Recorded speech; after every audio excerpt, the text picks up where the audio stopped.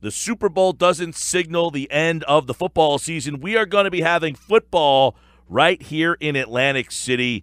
And George Manias is with me from the Atlantic City Arena Football League team, which will be kicking off its first season this spring at Boardwalk Hall in Atlantic City. George, welcome to the city, man. Thank you so much for having me. I appreciate it. All right, man. We got a lot to dive into. Yeah, here. absolutely. I'm excited. I think the people are excited. I think the people are wondering why Atlantic City. As you know, the history here has not been good. Why Atlantic City? Enlighten us on why this was so attractive. Several reasons. First and foremost, the proximity to one of our most successful teams in the league, the Philadelphia Soul, just bodes well for a natural rivalry. You know, we've got the Soul have been the crown jewel of the league for the last 15 years. They won back-to-back championships. They do well on the business side with ownership, you know, as part of our group like Ron Jaworski and Dick Vermeil and Marcus Colston. We've got the support. So first and foremost, it was that. Secondarily, the way the league is expanding and growing, a big part of this is the addition to really gamification and legalized sports betting. Atlantic City is all over that already. So we're going to set the tone, and we're going to have fun with that, and really it's going to be kind of the test market for the league and a lot of the gambling opportunities that we have, fantasy football, everything else that we're going to do on that side. So, and at the end of the day, it's just a great community. It's a pretty cool place, you know. So I think what's going to be a very appealing market for visiting teams to come and their fan base to come. And there's just so much to offer here. The building's tremendous. I mean, we got a lot going on here, so we're excited to be here. Yeah, and I say that we've had some interesting products in the past. The baseball team, It started out pretty well. The team won. The hockey team won, and yet they could not draw the fans to get there. Is that something that your group was cognizant of and understands that challenge and has some interesting ideas to kind of try to break that barrier? Yeah, for sure. It seems like team success might not ultimately be the number one driver of getting fans to come out. Yeah, and we firmly believe you got to win first and foremost too, right? So we have every expectation and anticipation to do so and put the right team on the field. So winning helps everything, but it's not the only thing. It's how do you promote the team? How do you back the team? How do you support the team? And we know how to do this. What we want to make sure people understand is this is an event. It's, you know, the football game sometimes is almost secondary. What we do is we put on a great show from an entertainment standpoint, very manageable. We only have 6 regular season home games versus hockey, who's got 38 or 41. So people can really make the commitment and come down and go to these games. But I think what you'll see both on the field from the football side is going to be a one heck of a product. We're going to be competitive and we're going to be winning. You know, the expectation there is to win, but it's the off the field stuff as well. Being involved in the community, being a part of this community, putting on a fun, entertaining show, having tailgate parties pregame. All of that's going to lend to people coming out and saying, you know, this is a Saturday night or a Friday night or a Sunday afternoon event that we want to go and have fun and bring the family to. George Manias, the president of Trifecta Sports and Entertainment. It's part of the group that's bringing the new Atlantic City football team. And we're saying the new Atlantic City football team is because there is no name at this point, and that's where our listeners can really help you out. We were trying beforehand to help you out, but none of our names have seemed like they're very good yet. Made the cut? No. So, yeah, we had over 1,700 people submit ideas for names, and that we only had that up for a week on our website. So, you know, so far so good on the support. People are tuning in and are excited. So we took those names that were submitted and we narrowed that down to about the top 10 based on how many people voted for specific names that they were just coming up with. So out of that top 10, we have to run all those names by our legal department, and then, you know, it's the background behind it and making sure that, you know, logos and marks are, you know, make sense, and, you know, the URLs are available and legalities behind what names and who owns what. So once that happens, we're fleshing that out over the next 24 hours. What we're going to do is put the top 5 names on the Town Square Media list of stations website, and fans will get to vote on their favorite of those top 5 that they originally submitted. So we're going to be coming up with a name here relatively soon. The process will be behind the scenes. We have to develop logos, marks, colors, everything else around all that, and then we'll have a grand reveal, hopefully kind of mid-February-ish. So tell us about the Arena League, because when I was growing up, I used to watch the games on ESPN2, and there was like 20 teams in the league, and it was a thriving league. And then, you know, a couple of years ago, it seemed like the league was doing really, really well, and it was, you know, the Soul are a team that is right in our backyard, which will now become a rival. And then all of a sudden, it went down to 4 teams, and now you're back up to 6 teams. So where is the league right now? We are in a position where we will be better than this league has ever been, but sometimes you have to take several steps backwards before you can move several steps forward. So that's what we did last season. So basically, the end result is we brought in a partner into the league from Monumental Sports, which is Ted Leonsis, who owns the Washington Capitals, the Washington Wizards, the Washington Mystics. He's got a big stake in DraftKings. He started AOL. So this guy is a very influential person in sports and in the world. I still have an AOL address. Okay, so yeah, you know what? I did notice that. I meant to bust your chops about that. But this gentleman is kind of has the foresight, with his partnerships with DraftKings and technology, and really to kind of take the league in a pretty cool direction where we're heading with it. But we had to get rid of some of the ownership groups and the operational groups that just weren't putting in their share to manage teams correctly and do things the right way. So we knew we had to go several steps backwards in order to go several steps forward. So last year we cut it down to 4 teams, and we just played with the groups. So our group owned 2 teams, their group owned 2 teams, Baltimore and Washington. We own Philly and Albany. We launched Albany last year, and we were the #1 team off the field and on the field in attendance, so averaged over 10,000 fans a game on the field, with #1 seed going into the playoffs. So we've done this before. We can get it going in the right direction here quickly, and we're excited about it. So we added 2 teams this year, Atlantic City, another one to be announced on February 5th.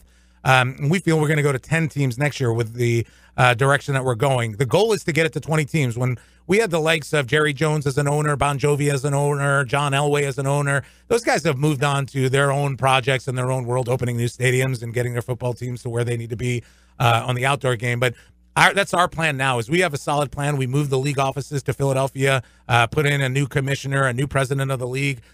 So we have basically the landscape mapped out right now. So things are changing in a very positive direction for the AFL, and Atlantic City to be involved at this early of a stage is tremendous, because all of the players right now are free agents. So it's not going to be an expansion draft and we get the leftovers. We are going to be as strong as our head coach, who we're going to announce here in a couple days, his network of players. And he's been AFL Coach of the Year in the past, so he's got a network of players. So we're going to be a pretty strong team to be reckoned with. So, George, you mentioned Albany, and they had some challenges. I mean, that people kind of scoffed at the notion that you were going to bring a team in there. They're averaging about 10,000 a night. If I were to tell our listeners that now they don't fit 10,000 in Bull Rock Hall, but I were to tell them 6,000 to 8,000 people were going to go to those games, I think they might look at me like I'm kind of crazy. Yeah. But you had that challenge in Albany. Yeah, exact same challenge in Albany. Started the same time last year, so we only had a couple months to get launched. I was going out there saying exactly what I'm saying here. Is like, hey, we know what we're doing. We have the playbook here. We developed this. This is what we do. We need the support and people to kind of back us up on it and come and experience the product once. But I targeted 10,000 to be our home attendance goal for the year last year. And people looked at me and were like, You're crazy, because hockey teams have come and gone there. Other football teams, AFL teams have come and gone there. They didn't have a main tenant in there for a long time. So, but when they saw what we were putting together, that we were part of the community, that we had a truly quality product, and that we were family fun and affordable, that everyone can go and have a good time. When people started experiencing it, it came together. And I think you're only as good as what we put back into this community, and we're dedicated. And we did that in Albany, and people, didn't believe it. And, the vision I was painting, people didn't believe it, but it came to fruition, and it came very quickly. And I think we'll do the same here. George Manias is with us. He's the president of Trifecta Sports and Entertainment, part of the ownership group that will bring the new Atlantic City Arena League team. Now, Jaws, they brought the Soul down here for a game against Vegas a couple of years ago. I think about 5,000 or so. What kind of input did he have on the market and how to grow it? Yeah, so I think first and foremost, they saw the potential. When they came down here, it was 2015, I think it was. They played the Las Vegas team at that time. They tried to make it like a AC versus Vegas, and I think they were going to try to keep that going. But I think the Vegas team ended up folding. Yeah, exactly. And I think again, it was I think it was put together last minute. So it was Boardwalk Bowl. Boardwalk Bowl. That's right. So, really the directive was that's a pretty cool market. There's something there. If we did this properly and we planned this out properly, we think it could work there. And, again, we're not in the business of failing. I mean, those guys are, winners on the field and in business. And if we had any intention that this wouldn't work, we would have moved somewhere else and moved on and gone somewhere else. So we feel kind of with the playbook that we put together in Philadelphia and the success that we had in Albany in the same turnaround time, the playbook's there. We just need to work the crowd and get out into the community and be part of this.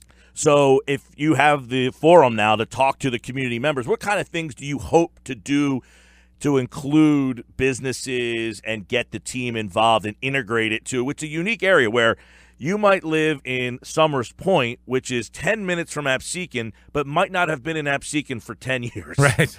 Because everything is very, I don't want to say territorial, but every town is uniquely to them. Like they have their own little watering hole in this town, and so does the one right next door to it. So I don't need to. So it's a very interesting. That's part of the challenge, right? So the message that you would have to businesses that what you would like to see, like do with your team in this area. Yeah, I think that the one thing to note is that we happen to play in Boardwalk Hall in Atlantic City. That's not where the guys are going to live. That's not where the guys are going to practice. That's not where when we take our community programs and our grassroots and youth programs, it's not going to be in downtown Atlantic City. It's going to be in these surrounding areas. So our goal, we have junior football programs to get, kids acclimated and teach kids from the pros at the grassroots level, the football side. We have dance team. Our dance team is our entertainment factor in the during the games. So we have dance clinics where our choreographers teach young girls who aspire to be professional ballet dancers or, gymnasts or whatever it may be. They're learning by the pros, and our girls are pro caliber dancers. They dance for the Sixers, they dance for the Soul, they dance for other major league level teams. So our grassroots programs as well on the business side. So we'll have networking events where businesses can meet other businesses and we tie them together. And Ron Jaworski will be speaking at things like that. Dick Vermeil will be speaking at things like that. So we plan on getting into the outside and the outskirts of the area and being involved in the community because we're going to live in there. Our players will live there. Our coaches will live there, but we happen to play in Boardwalk Hall, which is a great venue, by the way. Awesome venue. I mean, phenomenal situation. But when you say Atlantic City, we really mean, the outskirts, the outlying areas as a community. It's Atlantic City Arena Football. It says on your shirt, it's blue and gold. Is that going to be the colors? Yeah, so what we don't know is the name as right now, but if you look on our website, you got, some indications of our colors, but call it the Notre Dame factor, the Notre Dame colors. The thought process is that gold will be the primary color. So the gold kind of represents the money flow and the cash and the gambling component of it all. The blue represents the ocean. Pretty cool little story there. We want to do gold rush nights where people have to come in and dress up in their gold color shirts that we'll either give out or sell at the arena as well.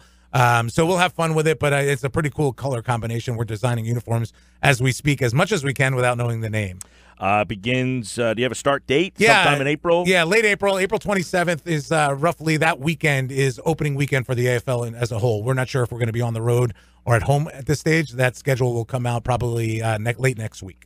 All right, so we will, of course, update everybody on that. 12-game regular season, which means just 6 here in Atlantic City. So try to make plans. You can get season tickets for the new team with a $50 deposit per seat, $75 for VIP, 609-783-9494, and that's for season tickets. The website, AtlanticCityAFL.com. If you want information on the team or to suggest a new team name, you can send your selections to that website, AtlanticCityAFL.com. We're all excited, man, to have something. I went to see ice racing motorcycles a couple of weeks ago just because the venue's so much fun. Absolutely. So we're looking forward to it. George Manias, the president of Trifecta Sports. Anything you want to add to the listeners that I may not have touched on about the team, the league, or something before I let you get out of here? Yeah, the only thing I would just say is that we really appreciate the partnership we're brewing here.